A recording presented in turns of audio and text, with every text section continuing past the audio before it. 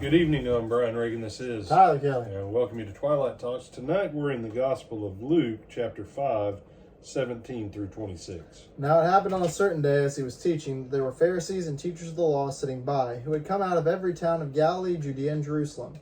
And the power of the Lord was present to heal them. Then behold, men brought on bed a man who was paralyzed, whom they sought to bring in and lay before him. And when they could not find how they might bring him in because of the crowd, they went up on the housetop and let him down with his bed through the tiling into the midst before Jesus. When he saw their faith, he said to him, Man, your sins are forgiven you. And the scribes and the Pharisees began to reason, saying, Who is this who speaks blasphemies? Who can forgive sins but God alone? But when Jesus perceived their thoughts, he answered and said to them, Why are you reasoning in your hearts? Which is easier, to say, Your sins are forgiven you, or to say, Rise up and walk? But that you may know that the Son of Man has power on earth to forgive sins. He said to the man who was paralyzed, I say to you, arise, take up your bed, and go to your house. Immediately he rose up before them, took up what he had been laying on, and departed to his own house, glorifying God. And they were all amazed, and they glorified God, and were filled with fear, saying, We have seen strange things today. All right. I like how their first reaction is, we've seen strange things. Not wonderful, not great things, not anything else, it's just strange. And that's kind of the point.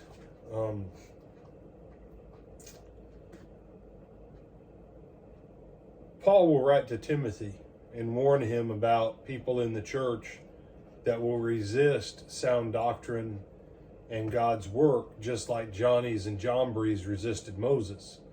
And then he'll say those kinds of people have the appearance of godliness, but they deny its power. At the end of this event, one person was healed.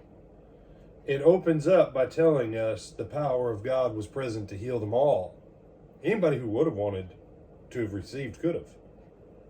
But they got tied up in arguing about minutia.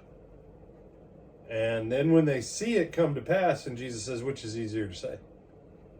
And the simple fact is, either one is easy to say. Which one has the power to back it? And that's Jesus' point. And so when Jesus demonstrates and the dude gets up and walks out, no one says, hey, can I get some of that? They'll go, well, we got to go home and think about this. This is some weird stuff today.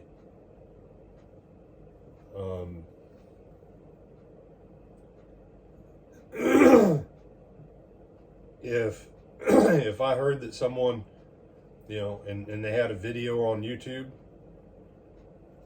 and say they had legit people on crutches or hospital beds or, had wheeled in people off of ambulances and people were literally standing up, pushing their own gurney back and walking home, I'd probably go check it out. But how many people would be like, well, it's probably not real. It's probably all fake. This is why I asked someone, and I think I've asked you, but I know I asked someone in a Bible study one time. They said, how come people didn't believe it? How come it wasn't heard in Rome? And I said, well, if you were in Los Angeles doing miracles and people in New York heard about it, I said, how many people in New York are going to travel all the way to Los Angeles? And how many are going to go, that's just those West Coast people. They're all nuts. Mm-hmm. This is how unbelief works. You can argue details. You can say, well, isn't this odd?